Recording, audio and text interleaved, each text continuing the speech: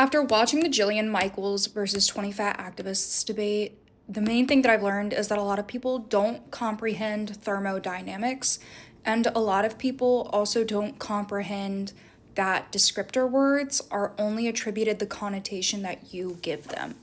When I say no one understands thermodynamics, and yes, I changed my shirt, if anyone cares, is the second person who went up to debate with Jillian quite literally sat there and tried to debate that mechanical eating wouldn't work for them because they're neurodivergent and fat and work as a social worker.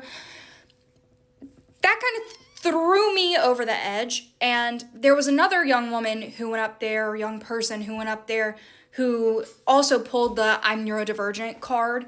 And when they discuss disordered eating, I know exactly what they're talking about. It's ARFID.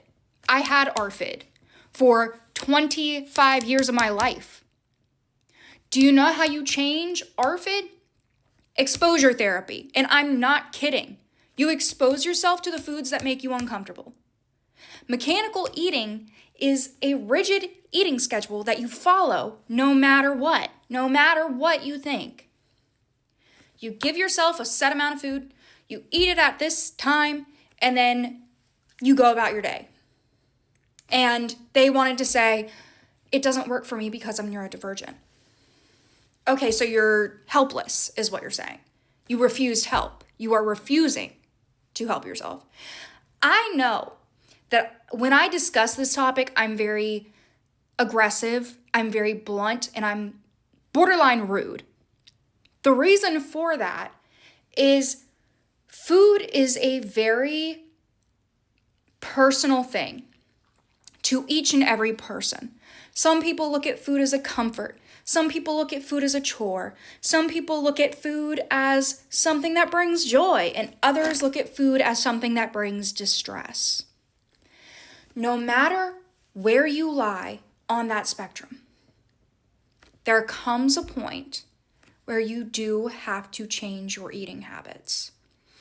If you look at food as a comfort mechanism, and that is how you have continued to view it, sometimes you need to find your comfort through other things in life.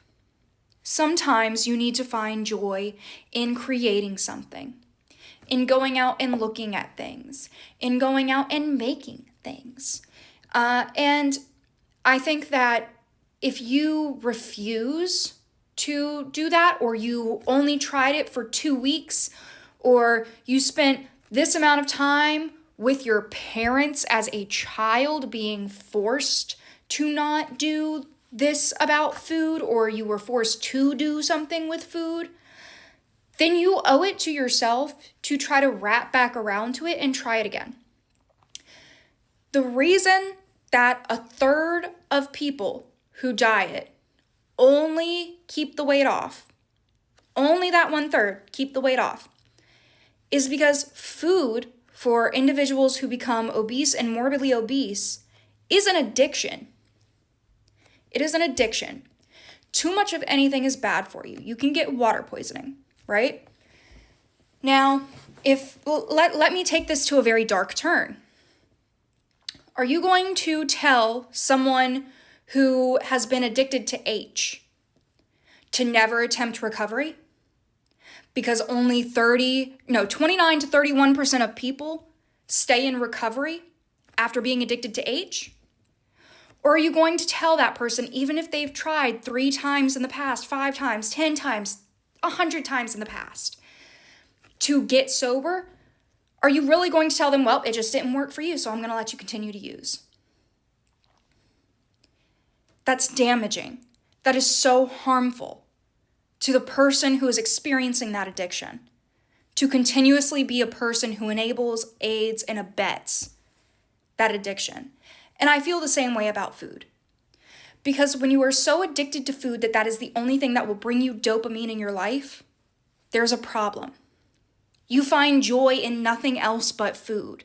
And I know a lot of people are going to say, well, why can't you just let me have this one thing? Why can't you just let me have food? I love food so much. I understand. I understand that the taste of pasta and the taste of pizza, tangy tomato sauce where it's just so savory, or the taste of rich chocolate cake, I understand that sets off these emotions in your brain of I am safe, I am comfortable, I am in a good spot to be.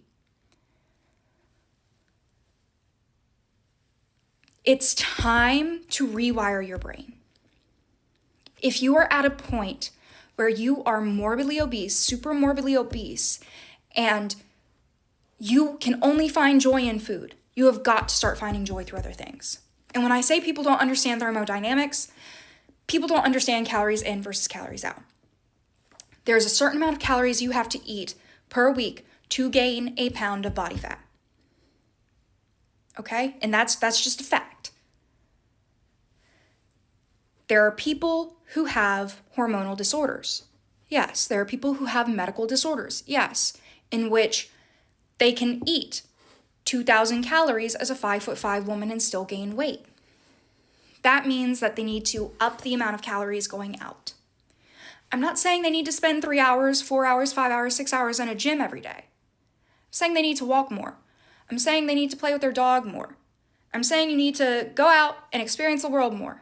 When you're at your desk job, you need to do small exercises in between clients, in between tasks. If you want to be healthy, you need to change your weight. This is like me looking at someone who is dealing with a restrictive disorder and saying you will absolutely live past 35. You know what? You will. Yep.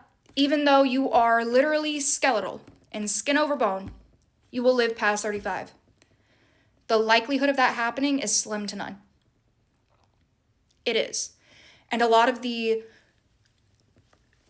recovery therapists and nutritionists who stand on the side of fat activism in the regards of body positivity only and no body neutrality are a part of the problem, because a lot of them are thin, or what the fat activists call like small fats, where you're only going to experience the ramifications of your weight in your 50s and 60s, when it can also be attributed to old age.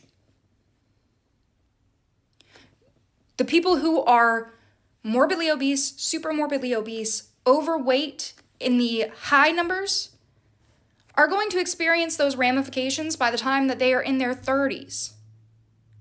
If they're lucky, they're late 40s into their early 50s.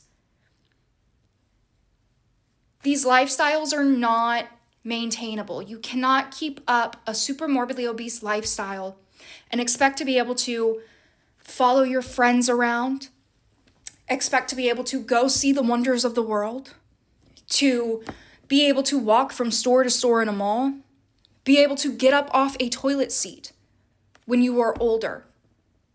Do you know that a majority of the injuries that people face in their old age are actually due to muscular atrophy?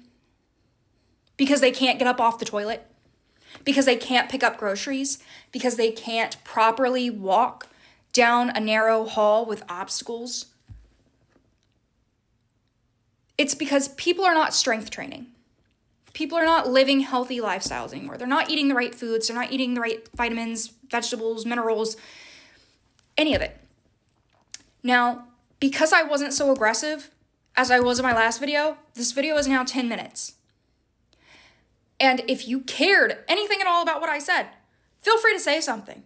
But I am going to be deleting comments who say I don't know what I'm talking about. Because if I know anything, it is what I just said is fact.